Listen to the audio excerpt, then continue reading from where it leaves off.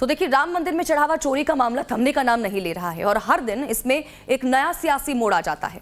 सियासी वार पलटवार के बीच योगी आदित्यनाथ ने विपक्ष कर ऐसा पलटवार किया जिसने 23 साल पुराना एक बहुत बड़ा विवाद जो है वो जिंदा कर दिया है। अब योगी आदित्यनाथ ने अयोध्या में सीधे सीधे अखिलेश यादव और कांग्रेस पर निशाना साधा। सीएम योगी ने कहा कि समाजवादी पार्टी की सरकार में हनुमानगढ़ी की सीढ़ियों पर नमाज पढ़वाने का काम किया गया था। दूसरी तरफ आपको बता दें कि अखिलेश यादव ने भी इस पर आक्रामक पलटवार किया है, वो भी आपको सुनाएंगे। जो ये लोग आस्था की बात करते हैं, हनुमानगढ़ी में इन्होंने तो वहां नमाज भी पढ़वाने का काम किया था। आप सोचो,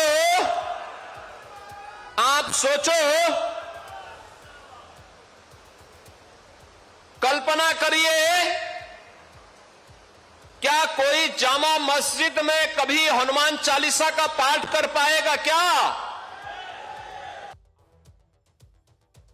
तो देखिए, दूसरी तरफ अखिलेश यादव इस मुद्दे पर लगातार आक्रामक है। उन्होंने यहां तक कह दिया कि अगर मंदिर परिसर के लोगों के सीडीआर निकाले जाएं तो 99.9% आरोपी बीजेपी से ही जुड़े हुए निकलेंगे।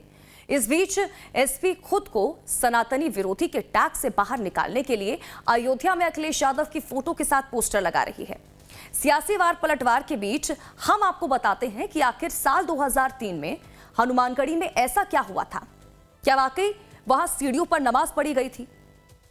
उत्तर प्रदेश में उस समय मुलायम सिंह यादव की सरकार थी और वे मुख्यमंत्री थे। अयोध्या विवाद अपने चरम पर था और दोनों समुदायों के बीच कोर्ट से लेकर सड़कों तक तनातनी थी। और उसी दौरान अयोध्या के प्रसिद्ध हनुमानगढ़ी मंदिर के तत्कालीन महंत ज्ञानदास ने दोनों समुदायों के बीच शांति और सांप्रदायिक सौहार्द बढ़ाने की एक पहल की। वे अखिल भारतीय अखाड़ा परिषद के अध्यक्ष भी थे। अक्टूबर से नवंबर 2003 में रमजान के महीने के दौरान महंत ज्ञानदास ने अपने हनुमानगढ़ी परिसर के आश्रम में एक रोजा इफ्तार पार्टी का आयोजन किया और इस इफ्तार पार्टी में मुस्लिम पक्ष की तरफ से बाबरी मस्जिद के मुख्य मुद्दई हाशिम अंसारी और मुस्लिम नेता सादिक अली शामिल हुए थे। शुरुआत में इसे हिंदू मुस्लिम एकता की एक बड़ी मिसाल के तौर पर देखा गया, लेकिन इस पर विवाद होने लगा। बिल्कुल ठीक कहा है। पहले की सरकारों में लोग इस प्रकार से डर करके अपने धर्म का पक्ष रखते थे। आज की सरकार में आप देखिए पूरे अयोध्या का विकास हो रहा है। जो अयोध्या विवाद के लिए जानी जाती है वो अयोध्या संवाद के लिए जानी जाती है। पूरी दुनिया आज अयोध्या में आना चाहता है। देखिए, जो उन्होंने कहा है उनकी बात का स्वागत है, उस विषय में बहुत संज्ञान नहीं है, लेकिन मुझे लगता है कि इस बीच धर्म की आस्था जो है पूरे देश में और विश्व में जो भी सनातनी है उनकी बड़ी है। तो वहीं देखिए, यूपी के पूर्व डीजीपी और बीजेपी के राज्यसभा सांसद बृजलाल के दावों और उस समय की रिपोर्ट्स के मुताबिक विवाद इफ्तार से नहीं बल्कि नमाज की जगह को लेकर शुरू हुआ था।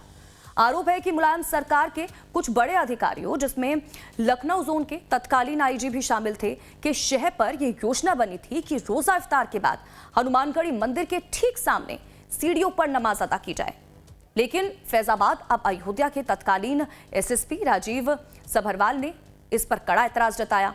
उन्होंने आईजी को करारा जवाब देते हुए कहा था कि हनुमानगढ़ी की छत पर नमाज की बात करने से पहले दिल्ली की जामा मस्जिद के अंदर होली खेलने की अनुमति मिलनी चाहिए और तभी इस तरह के किसी प्रस्ताव पर विचार किया जा सकता है। पूर्व डीजीपी और बीजेपी सांसद बृजलाल ने अपने बयानों में उस तत्कालीन आईजी का नाम नहीं लिया है। बृजलाल के मुताबिक वो अधिकारी वामपंथी झुकाव रखने वाले थे और मुलायम सिंह यादव के करीबी थे। हनुमानगढ़ी के सामने सीढ़ियाँ उससे लग करके नीचे तक पूरा लगा करके पूरा भीड़ भाड़ और वहाँ रोज़ा इफ्तार हो, नमाज पढ़ाई जाए। जब ये मालूम हुआ तो हमारे एसएसपी मेरे संपर्क में थे और उसमें एसएसपी ने मना कर दिया। उसमें मुझे अभी याद है कि आईजी ने हमसे तो नहीं, लेकिन उनसे कहा कि मैं होता तो मैं हनुमानगढ़ी के अंदर रोज़ा इफ्तार कर रहा था। जी हाँ। उसके बाद ये तय हुआ, महंत जी थे ज्ञानदास जी, उनके घर में रोज़ा इफ्तार होगा। तो ये हुआ कि महंत जी के घर पर जाते हैं 3 सीढ़ियाँ हैं और पतली सड़क है जो हनुमानगढ़ी के दीवार से मिली हुई है। तो ये हुआ, पहले बिछाया जाए चटाई उन सीढ़ियों पर, फिर इसको सड़क पर बिछा लिया जाए जिससे हनुमान मंदिर की दीवार से सट नहीं गिरने जाए, सट करके वहाँ पर नमाज पढ़ा जाए और रोज़ा इफ्तार हो। तो जैसे ही उन्होंने सड़क पर सीढ़ियों बिछाना चाहा वैसे उठा कर फेंक दिया गया। लेकिन महंत जी के मकान के अंदर रोज़ा इफ्तार हुआ। कहा जाता वहाँ कई मूर्तियाँ थीं, उसके नीचे चप्पल जूते तक वहाँ रखे गए उनको।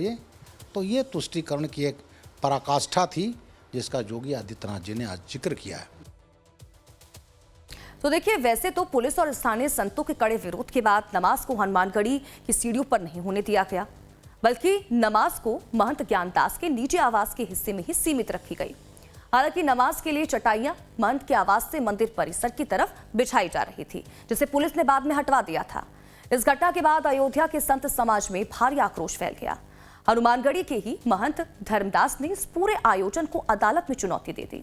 अदालत ने मामले की गंभीरता को देखते हुए हनुमानगढ़ी परिसर के भीतर रोजा इफ्तार और इस तरह के किसी भी धार्मिक आयोजन पर पूरी तरीके से रोक लगा दी।